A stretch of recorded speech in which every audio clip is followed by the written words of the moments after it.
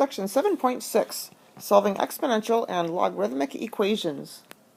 So in this section, we're going to have to determine by looking at the equation whether to rewrite the equation in exponential form to solve for x, or to use logarithms to find the unknown variable or the unknown exponent.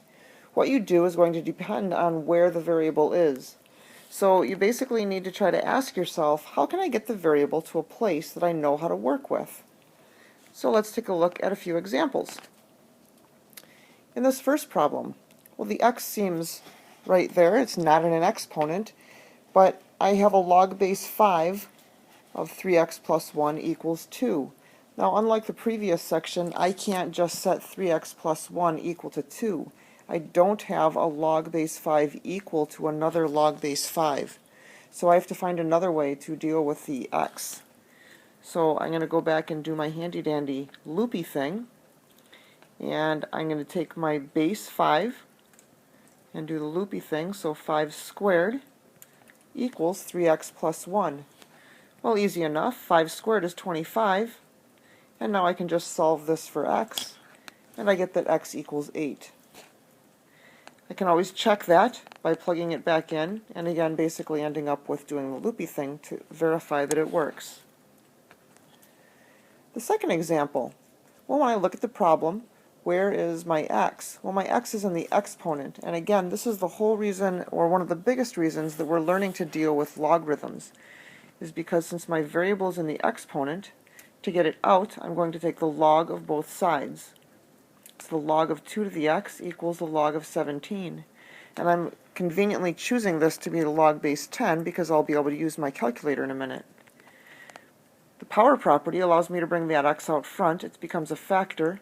And now to get x by itself, I just need to divide both sides by the log of 2. Again, I would recommend that you practice putting this into your calculator.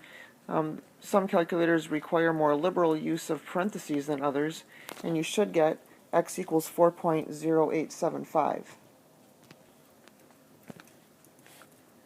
Again, you can check your answer by plugging in 4.0875, realizing that we basically rounded our decimal point here, so when you do plug that in, you'll be getting something that's close, but probably not exactly 17.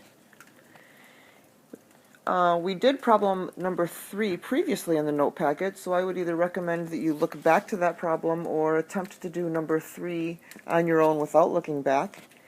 Now number 4, again, where is my x? Well, this problem is very similar to problem number 1.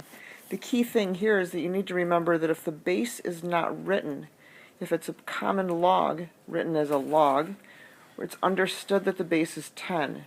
And so now this is very similar to problem number 1, where I'm going to do the loopy thing. My base is 10 to the 12th equals x.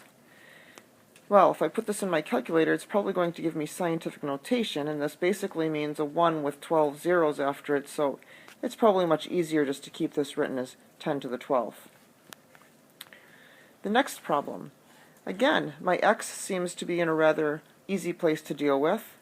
But I've got this 13, which I could bring up as an exponent, but otherwise I need to get the x by itself, so I need to try to get things away from the x, not with the x. So I can get rid of this 13 because it's multiplied by the natural log of x. I can divide both sides by 13. So the natural log of x equals 3.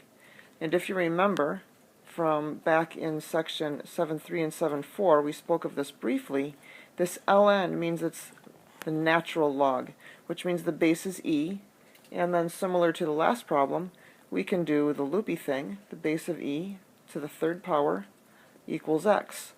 I can put this in my calculator. This is not a very huge number. It's 20.0855.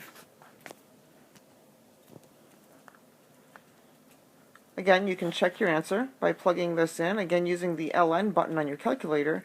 And again, recall that we're rounding our answers, so the answer that you get when you plug in 13 times the natural log of 20.0855 is going to give you something close to, but not exactly 39. The next problem, again, the variable is in the exponent, so we're going to have to use logarithms.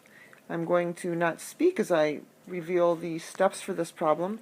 I would encourage you to possibly pause the video and try this problem on your own and see if you get the same answer.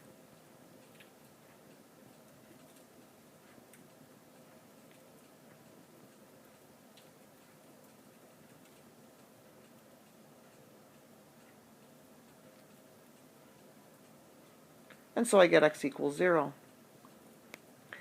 Let's go on and do another similar problem to that with number 7. 5 to the x minus 3 plus 6 equals 30. Well, again, where is my variable? It's in the exponent. So again, we need to try to get everything away from that variable. So the first thing is to subtract the 6. 5 to the x minus 3 equals 24. And again, the whole point is to try to get the variable out of the exponent. So we're going to take our logarithms. And the whole reason we're doing that is to move the variable out in front. So I'm going to bring that whole exponent down in front. It's crucial that you realize that since there's addition or subtraction in that exponent, we put it in parentheses. Equals, and then the log of 5. Equals, make sure you take the log of the other side as well. What you do to one side, you must do to the other. Now we can divide both sides by the log of 5. On the left, we're left with x minus 3. And again, make sure that you know how to use your calculator, putting this into your calculator. Log 24 divided by the log of 5 is 1.9746. Adding 3 to both sides, and that's your answer. Using the properties of logarithms that we've previously learned and kind of practicing using your calculator, I'd like you to do 8, 9, 10, and 11, and we'll use those to start class with as well. So jumping now to number 12, how long would you need to leave $8,000 in the bank to earn $11,000 if your money is compounded continuously at 9% interest? Well, we see this word compounded, so we're going to have to use one of those compound interest problems. And so the time period is continuously, so that's going to be our clue that we're going to use the PERT formula. It's asking us for how long we would need to leave our money in the bank, so we're going to need to solve for t. So what are we going to plug in for a?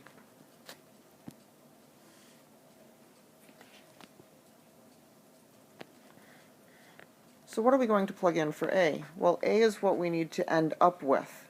And we want to end up with $11,000.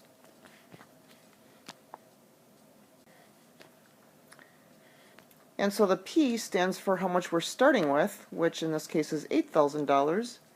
Remember, e is a number, so we're not going to put anything in for e. R stands for our interest rate. 9%, written as a decimal, is 0.09. And recalling that we're solving for t. So we need again to try to get everything away from the t. So the first thing we need to do is divide by that constant 8,000. So we get 11/8 equals e to the 0.09t. Recalling that the natural log is the inverse of e, so we're going to take the natural log of both sides since we're dealing with e to a power. So the natural log of 11/8.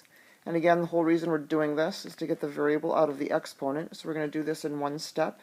0.09 times the natural log of e.